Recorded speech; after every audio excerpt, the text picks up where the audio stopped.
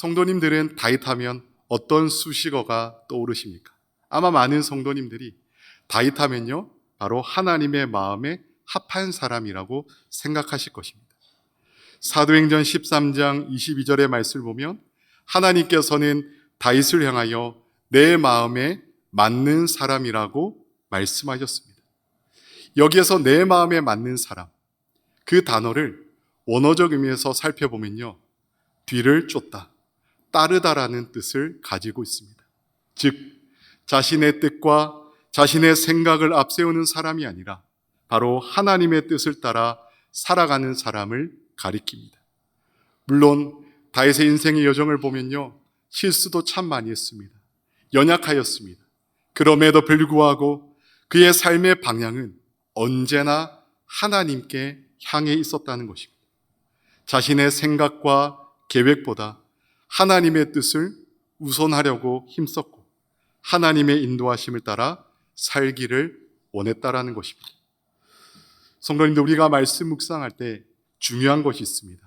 그것은요, 바로 본문에 나타난 하나님이 어떤 분이신가를 발견하는 것입니다. 그래서 대부분의 큐티책, 말씀 묵상집을 보면요, 동일한 질문이 나오는데요, 본문 속에 하나님은 어떤 분이십니까? 좀 더 구체적으로 말씀드리면 본문 속에 나타나는 나의 하나님은 어떤 분이십니까? 라는 질문입니다. 다윗은 누구보다도 하나님을 가까이에서 경험한 사람이었습니다. 그는 평안할 때나 고난 가운데 있을 때나 낮은 자리에 있을 때나 높은 자리에 있을 때나 하나님과 동행하며 깊은 영적 교제를 나누며 살았습니다. 언제나 삶 속에서 하나님을 경험하며 인격적으로 하나님을 알아가는 사람이었습니다. 그래서 우리가 시편 말씀을 보면 대표적으로 알고 있는 말씀, 시편 23편 1절에 이렇게 고백합니다. 여호와는 나의 목자시니 내게 부족함이 없으리로다. 아멘. 시편 23편은 다윗이 어느 날 궁중을 거닐다가 갑자기 영감이 떠올라 쓴 시가 아닙니다. 목자로서 그의 경험에서 우러나오는 바로 신앙의 고백이었다라는 사실입니다. 다윗은 양이 얼마나 연약하고 얼마나 부족한 존재인지를 너무나 잘 알고 있었습니다. 또한 목자가 바로 양을 어떻게 보호하고 인도하는지도 누구보다 잘 알고 있었습니다. 그래서 인생의 여정을 딱 걸어가다 보니 자신의 인생을 보는데 바로 자신이 양을 돌봤던 것처럼 하나님께서 나의 인생을 지금도 돌보시고 계시는구나 라고 경험되어지고 알게 되면서 이런 신앙의 고백을 할 수 있었다라는 사실입니다. 이처럼 성경에서 이 안다라고 표현하는 것, 우리가 말씀 묵상하다 보면요, 이 안다라는 단어가 등장하지 않습니까? 근데 성경에서 말하고 있는 안다라는 것은 단순히 지식적인 것을 말하지 않습니다. 삶에서 직접 보고 경험되어지는 것, 곧 인격적인 만남을 통해 알게 될 때에 우리는 이 단어를 씁니다. 그래서 이스라엘 사람들은요, 아무나 이 단어를 쓰지 않는다고 말합니다. 바로 직접 만나고 함께 시간을 보내며 오랜 시간 가운데에 함께 마음을 나눈 사이, 그때에 안다라고 표현합니다. 마찬가지로 우리가 하나님을 안다라고 말할 때에 그분에 대해 배운 지식이나 들은 이야기를 가지고 안다라고 말하지 않습니다. 하나님을 안다는 것은요, 하나님을 직접 만났고 그분과 인격적인 사귐이 있어야 우리는 하나님을 안다라고 고백할 수 있는 것입니다. 다윗은 바로 그런 삶을 살았습니다. 그의 인생의 여정 가운데에 수많은 사건을 경험하였고 바로 그 모든 시간 가운데에 하나님의 은혜와 인도하심을 경험했습니다. 그리고 그 풍성한 은혜를 바탕으로 반복하여 이렇게 선포합니다. 내 영혼아 여호와를 송축하라. 내 영혼아 여호와를 송축하라. 여기서 말하고 있는 영혼은요, 단순히 우리의 육체와 분리된 그 영혼만을 가리키지 않습니다. 다윗의 삶과 생각과 정서와 의지와 인격과 마음까지도 포함하는 전인격인 존재를 바로 영혼이라고 표현하고 있습니다. 그리고 또 송축하다라는 표현은 어떤 의미일까요? 하나님께 감사와 찬양을 올려드리는 것을 말합니다. 이는 하나님의 자녀들이 아버지 되신 하나님을 높이는 아름다운 믿음의 고백인 것입니다. 그러므로 하나님을 송축할 수 있는 자는 구원의 은혜를 경험하고 있고 온전한 믿음 위에 굳게 세워진 성도가 할 수 있는 것입니다. 저와 성도님들은 오직 예수 그리스도를 믿음으로 말미암아 구원받은 하나님의 자녀인 줄 믿습니다. 그렇다면 구원을 베풀어 주신 하나님께 전심으로 날마다 송축하는 것은 우리의 선택이 아니라 성도의 마땅한 삶의 모습인 것입니다. 이어서 본문 1절 하반절의 말씀을 보면 이렇게 선포합니다. 내 속에 있는 것들아 다 그의 거룩한 이름을 송축하라. 여기서 이 속에 있는 것들은 무엇을 가리키겠습니까? 바로 사람의 내장을 의미합니다. 당시 히브리인들은 이 신체에 대한 지식이 부족했기 때문에 사람의 영혼이 내장에 있다라고 생각하고 있었습니다. 따라서 내 속에 있는 것들아 다 그의 이름을 송축하라는 그 다윗의 선포는 하나님을 송축할 때에 우리의 형식적인 입술의 고백으로 그치는 것이 아니라 자신의 온 마음과 삶을 다하여 진실하게 하나님의 위대하심을 찬양하라는 의미입니다. 본문은 주일 예배에서만 함께 모여 송축하라고 말씀하지 않습니다. 오히려 삶의 모든 자리에서 우리의 직장과 우리의 사업장과 우리의 가정과 우리와 함께하는 모든 이웃과의 관계 속에서 우리의 중심 깊은 곳에서 우러나오는 감사와 찬양을 하나님께 올려드릴 것을 권면하고 있는 것입니다. 그러므로 저와 성도님들을 날마다 은혜 가운데에 베풀어 주신 그 구원의 은혜를 기억하며 마음과 힘과 뜻을 다하여 바로 하나님을 송축하는 삶을 살아가야 할 줄 믿습니다. 바라기는 어떤 상황이 있다 하더라도 때로는 힘들고 어려운 그 어둠의 터널을 지난다고 할지라도 여전히 그 자리에 계신 하나님을 찬양하며 그 은혜에 감사로 응답하는 저와 성도님들 되시기를 주님의 이름으로 간절히 축복합니다. 다윗이 기록한 오늘 본문 말씀뿐만 아니라 시편 곳곳에 있는 말씀을 보면요, 참 감사한 고백들이 많이 있습니다. 그는 감사할 상황이 되어서 하나님께 찬양하지 않습니다. 오히려 고난과 위기, 눈물의 순간에도 하나님께 감사와 찬양을 올려드렸다라는 사실입니다. 그는 과거에서 지금까지 베풀어 주신 그 하나님의 은혜 뿐만 아니라 앞으로도 인도하실 하나님의 역사를 바라보며 찬양하였다는 것입니다.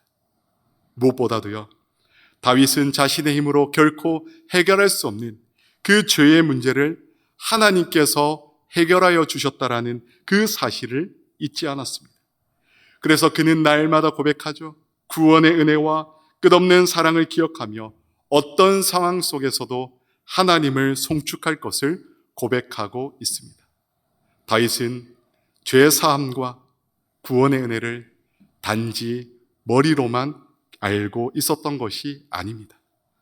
우리가 잘 알다시피 그는 우리아의 아내 밧세바를 범한 다음에 징계를 통해 죄를 깨닫게 하시고 회개할 때에 용서와 자비를 베푸시는 하나님을 직접 경험했습니다. 무엇보다 다윗은요, 나단 선지자의 그 책망에 대해 자신의 죄를 숨기거나 합리화하지 않습니다. 오히려 자신의 연약함과 죄를 인정하며 하나님 앞에 진실함으로 나아갑니다. 그래서 하나님의 그 용서, 하나님의 은혜가 얼마나 큰지를 누구보다 깊이 알 수 있었던 것입니다. 성도님들, 우리가 신앙생활하면서 말씀 앞에서 자신을 정직하게 돌아보는 시간은 너무나 중요합니다. 죄는 단순히 잘못된 행동만을 의미하지 않습니다. 성경에서 말하고 있는 죄는 무엇입니까? 하나님을 마음에 두지 않는 것. 하나님의 뜻보다 자신의 생각과 판단을 앞세우며 살아가는 것을 바로 죄라고 말하고 있습니다. 그러면 우리는 늘 말씀 앞에서 하나님을 중심으로 살아가고 있는지, 아니면 나의 생각과 욕망에 따라 살아가고 있지는 않는지 우리는 말씀 앞에 점검해야 된다는 것입니다. 지금 이 시간 우리 각자 스스로에게 이런 질문을 하시기를 원합니다. 나는 하나님 앞에서 어떤 신앙의 모습을 가지고 살아가고 있습니까? 나는 하나님 앞에서 어떤 신앙의 모습으로 살아가고 있습니까? 다윗은 기가 막힐 웅덩이와 수렁에서 끌어올리시고 견고한 반석 위에 세우시는 하나님을 경험했습니다. 또한 자신의 죄를 하나님 앞에 정직하게 회개할 때에, 고백할 때에 용서와 회복, 치유의 은혜를 베푸시는 그 하나님도 경험하였다라는 사실입니다. 하나님께서 구원의 은혜 가운데에 날마다 우리에게 새 힘과 회복의 은혜를 베풀어 주십니다. 그리고 그 은혜와 사랑은 특정한 사람들에게만 국한된 것이 아니라 바로 모든 백성을 향한 하나님의 놀라운 축복이라고 말씀합니다. 다윗은 하나님께서 자신만 돌보시는 것이 아니라 바로 모든 백성 가운데에 역사하시는 분이심을 분명히 알고 있었습니다. 그래서 그는 7절 말씀에 이렇게 고백합니다. 7절 말씀입니다. 우리 한 목소리로 함께 봉독하겠습니다. 그의 행위를 모세에게, 그의 행사를 이스라엘 자손에게 알리셨도다. 아멘. 하나님께서 이스라엘 백성들을 향한 그 구원의 사건들은 우리는 말씀을 통해 보게 됩니다. 그 역사적인 사건 가운데에 바로 하나님께서 알리셨다라고 말합니다. 이 알리셨다라는 그 원어적 의미도 우리가 함께 나눴듯이 바로 직접 경험하며 깨닫게 하셨다라는 것입니다. 이스라엘 백성들은 출애굽 이에 40년 동안 광야 생활을 합니다. 그 길 가운데에 하나님의 보호와 공급, 징계와 회복을 경험했습니다. 그 과정 속에서 백성들은 위험 가운데 지켜주시고 보호하시는 하나님, 바른 길로 인도하시고 피로를 채워주시는 그 신실하신 하나님을 배우게 되었습니다. 광야를 있다란 책이 있는데요, 그 책의 내용 가운데 이런 말이 있습니다. 인생은 산을 오르는 것이 아니라 광야를 지나는 것이다. 광야는 길도 방향도 쉽게 보이지 않습니다. 그래서 광야 같은 인생길 가운데에 우리는 누가 필요합니까? 하나님이 필요하다는 것입니다. 우리의 삶은 방향을 알 수 없는 그 광야의 여정을 걸어가고 있습니다. 내일 어떤 일이 일어날지, 내일 무슨 일이 일어날지 우리는 늘 염려와 걱정 가운데에 광야의 길을 걸어가고 있습니다. 그러나 하나님께서는 결코 우리를 홀로 버려두시지 않았습니다.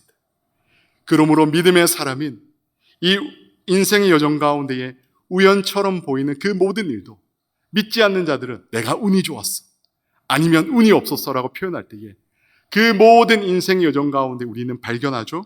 하나님의 손길과 계획하심 가운데에 우리를 붙잡고 계신다라는 사실입니다.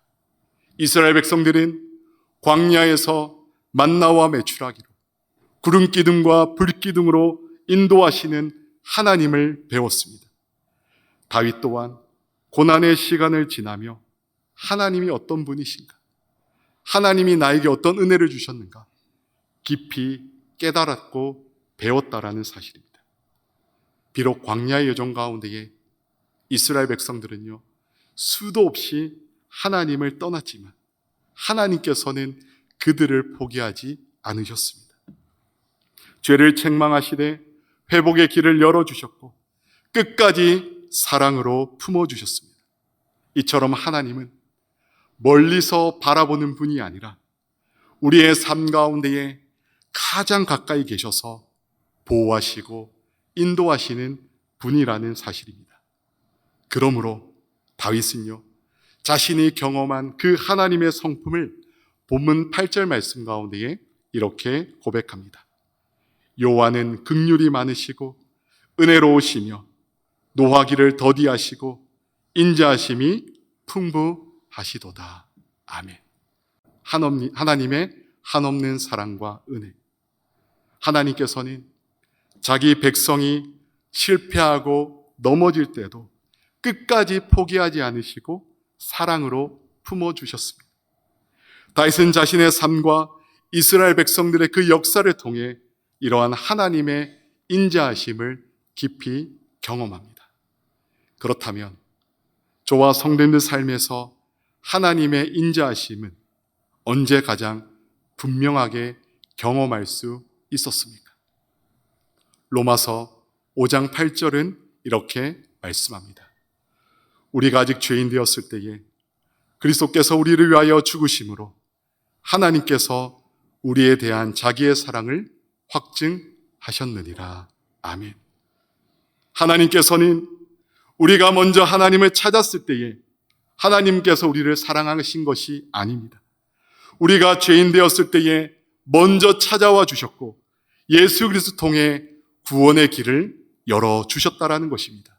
이것이 하나님의 크고 무한하신 인자하심이라고 말씀하고 있습니다. 또 우리가 본문 4절의 말씀을 보면 속량이란 단어가 있습니다. 속량은요, 값을 지불하고 구원하다라는 의미입니다.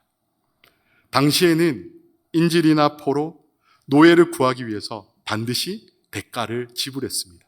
그래서 우리가 속량이라고 말하는데요. 이처럼 하나님께서는 죄와 사망의 노예였던 저와 성도님들을 구원하시기 위해 독생자 예수 그리스도를 십자가에 내어 주셨습니다. 예수님께서는 우리의 죄값을 대신 치르심으로 죄와 저주에서 해방되고 영원한 생명을 얻게 된 것입니다. 이것이 바로 하나님께서 베풀어 주신 놀라운 속량의 은혜라는 사실을 잊지 마시기를 간절히 부탁드립니다. 우리가 하나님의 사랑을 언제 가장 많이 경험할 수 있습니까?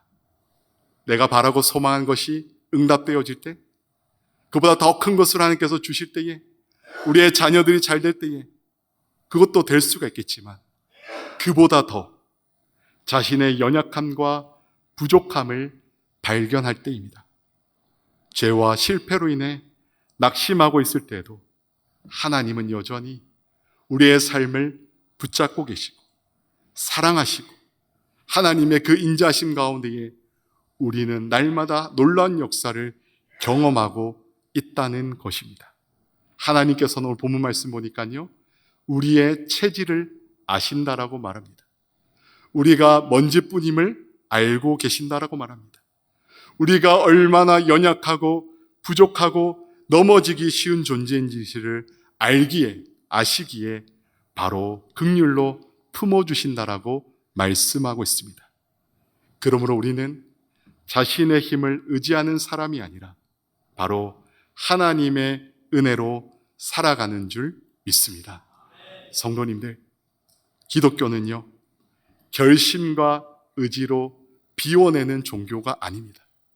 오늘 말씀 우리가 묵상하면서 우리가 세상 가운데 나아가며 그렇게 살아야지, 내가 정말 하나님을 기억하고 구원의 은혜 가운데 살아가야지 결단하며 또한 결심하며 살아가지만 내일 되면 오늘 말씀이 기억나지 않을 수도 있습니다.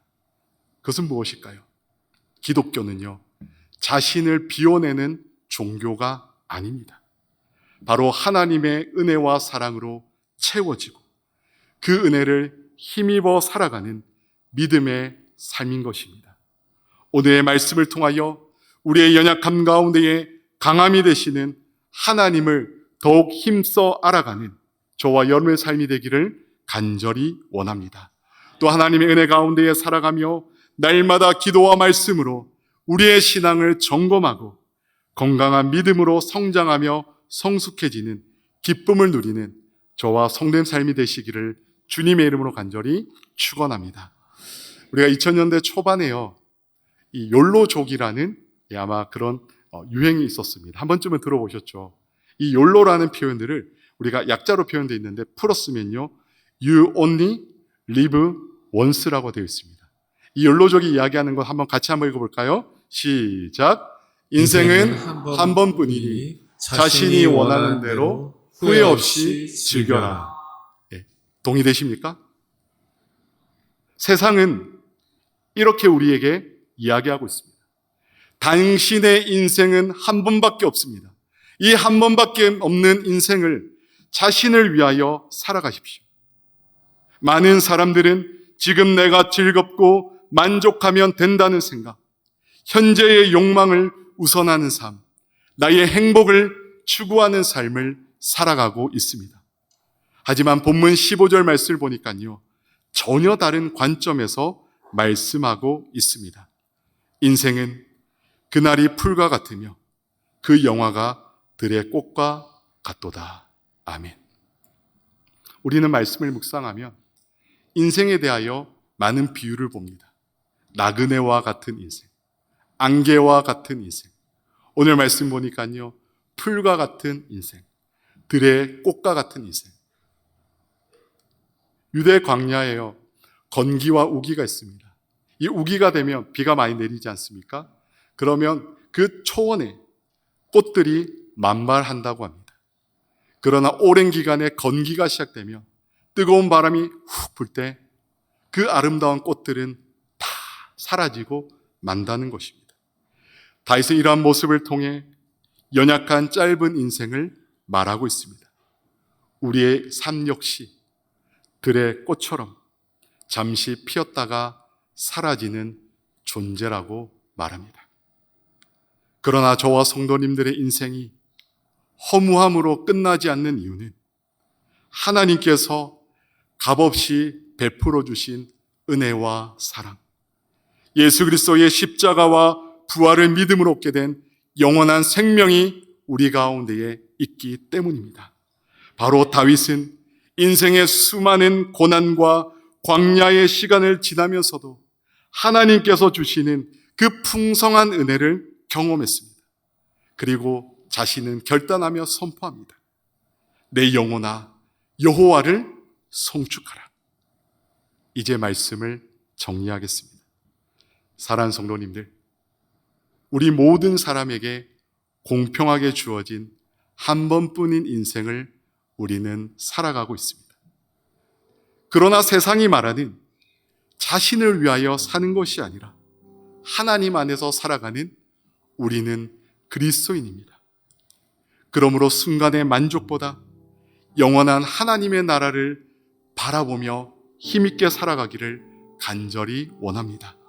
날마다 말씀과 기도 가운데 하나님을 더욱 깊이 알아가며 구원의 은혜를 잃어버리지 마시고 어떤 상황 속에서도 하나님을 온전히 신뢰하며 따라가는 믿음의 사람이 되시기를 축복합니다. 그러므로 삶의 모든 자리에서 내 영혼아 여호와를 송축하라. 내 속에 있는 것들아 다 여호와 이름을 송축하라. 그 하나님을 송축하는 믿음의 사람으로 살아가는 저와 성된 삶이 되시기를 주님의 이름으로 간절히 축복합니다.